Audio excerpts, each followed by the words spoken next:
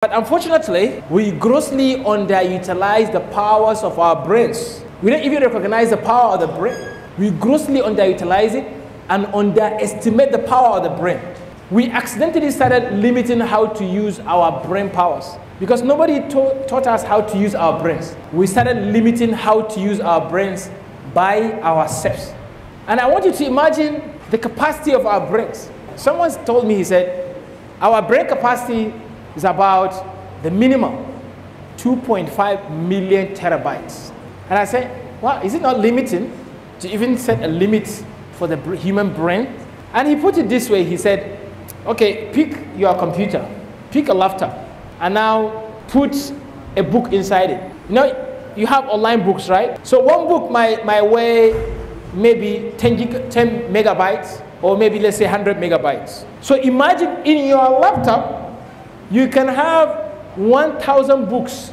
So imagine if 1 terabyte can take 1,000 books, we are not talking about 1,000 terabyte, we are talking about 1 million terabyte, we are talking about 2.5 million terabytes. So you're talking about 2.5 billion books loaded inside your brain. At what speed do you want to drive your car?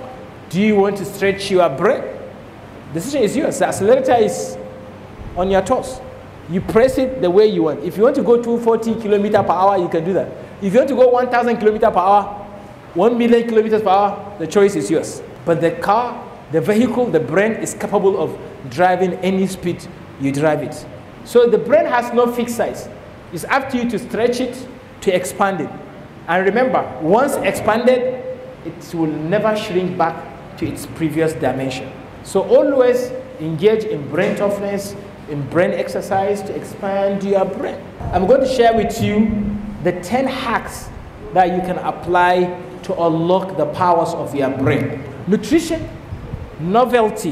When I talk about novelty, it's about creation of new neurons inside your brain. You see, your brain, what's inside your brain are neurons. And these neurons, they store information, they store memory, and there is connectivity between them that sends signals to one another. And if these neurons are fresh and healthy, and the connections is strong, you become very intelligent and smart person. But if the neurons are weak and are not connected, you don't become smart, you don't become intelligent.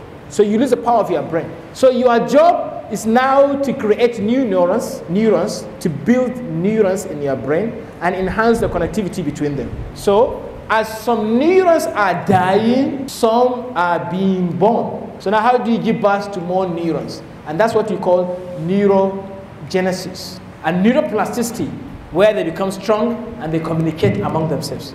Have you ever seen someone who is suffering from dementia or Alzheimer's, who will even meet their children and ask, who are they?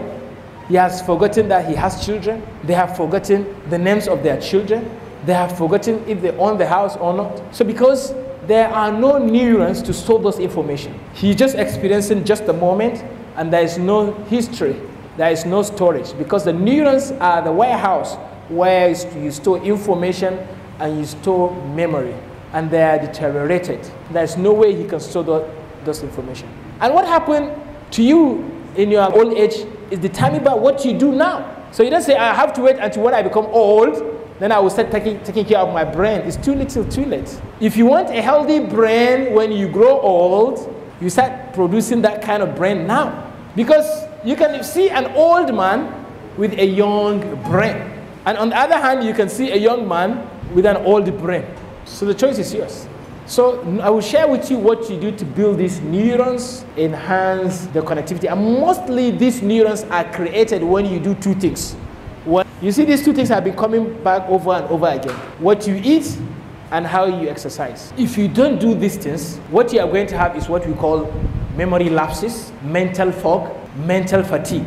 And then the father of them all is called water. Water is the #1 food for the brain because it gives you more fluid in the brain. It's sending oxygen to the brain because the brain is just 2% of your body weight, but consumes 20% of every nutrition that goes to your body. Any food you eat, the brain has 20% of that nutrition.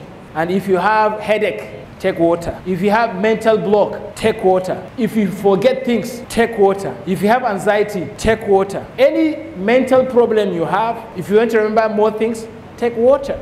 So water is a secret. When I see my students coming into the classroom or exam hall with water, I say that's allowable cheating.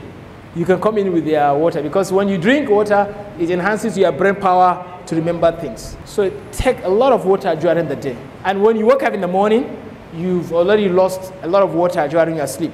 So you take a lot of water in the morning. That is number one. So let's move to number two. Any thinking that comes to your brain that is negative, anger, regret, grief, hatred, anything that is negative, limiting thoughts, kill it. Because if you don't kill it, it will kill you. Because those things, they eat the brain, they add to your stress. But what is the strategy of killing those ants? Anything you feel is as a result of change in your breathing. Any feeling you have is as a result of change in your breathing. So change your breathing, change your feeling. Even thoughts can be displaced through breathing. And that is why one of my coaches taught us about this kind of breathing exercise that says, or strategy that says, whenever you have a negative thought, do not resist it. Because anything you try to resist, it persists.